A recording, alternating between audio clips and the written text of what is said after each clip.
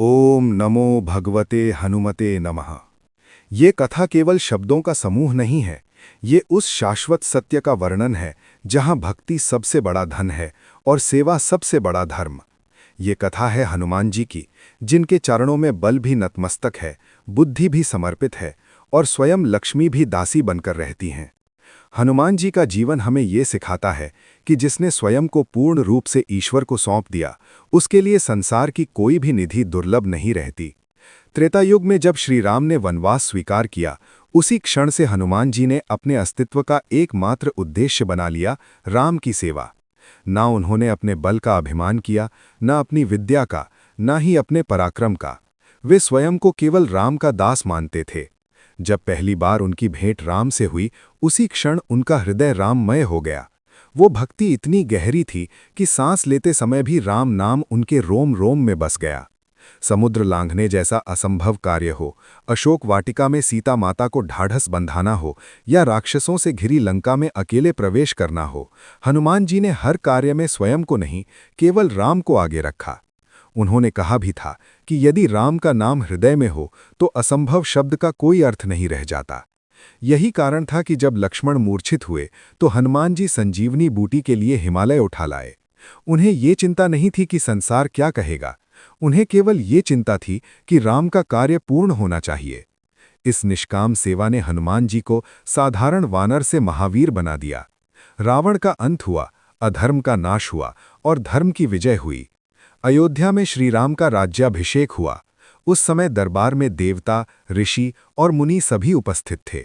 श्री राम ने प्रेम पूर्वक हनुमान जी को अपने पास बुलाया और कहा कि हे प्रिय भक्त, तुमने मेरे लिए जो किया है वो शब्दों से परे है। मुझसे कोई वर मांगो। ये सुनकर हनुमान जी ने सिर झुका लिया। उनके नेत्रों में न धन की लालसा थी, न वैभव की चाह, न ही किसी पद की इच्छा।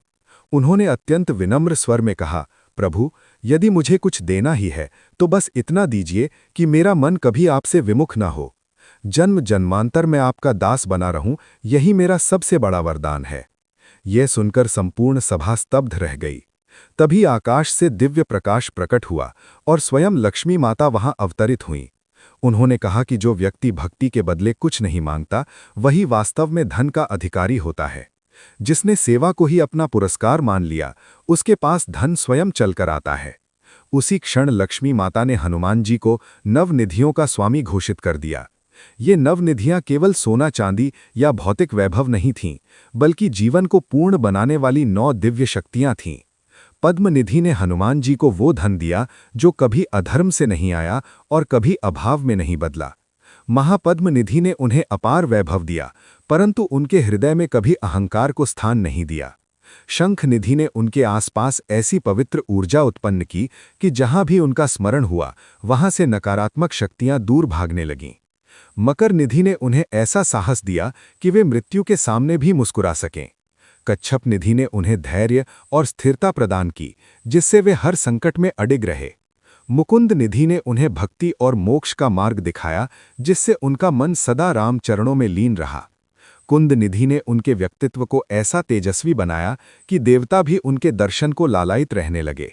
नील निधि ने उन्हें ज्ञान और विवेक प्रदान किया, जिससे वे हर परिस्थिति में सही निर्णय ले सकें। और खर्व निधि ने उन्हें विनम्रता का अमूल्य गुण दिया, जिसके कारण इतनी शक्तियों के स्वामी होते हुए भी वे स्वयं को तुच्छ सेवक ही मानते रहे। यही कारण है कि नवनिधियां हनुमान जी की सेविका बन गईं। उनका जीवन ये सिद्ध करता है कि जो व्यक्ति अहंकार छोड़कर सेवा को अपना लेता है, उसके जीवन में धन, सुख, शांति और सम्मान स्वयं आ जाते हैं। कलयुग में भी हनुमान जी उतने ही जीवित हैं जितने त्रेता युग में थे। आज भी जो व्यक्ति सच्चे मन से उनका स्मरण करता है, राम नाम का जप करता है, माता पिता और गुरु की सेवा करता है और बिना किसी स्वार्थ के कर्म करता है, उसके जीवन में नवनिधियां किसी न किसी रूप में अवश्य प्रकट होती हैं। किसी के जीवन में वे स्वास्थ्य बनकर आती हैं, किसी के जीवन में सही मार्गदर्शन बनकर, किसी के जीवन में संकट से रक्षा बनकर, तो किसी के जीवन में अपार शांति बनकर। हनुमान जी ये नहीं देखते कि आपके पास क्या है, वे ये देखते हैं कि आपके हृदय में क्या है। यदि हृदय में भक्ति है, सेवा है और विनम्रता है, तो समझ लीजिए कि नवनिधियां आपके द्वार पर खड़ी हैं।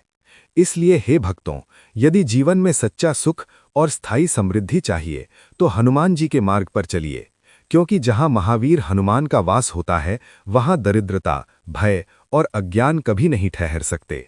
ओम नमो भगवते हनुमते नमः।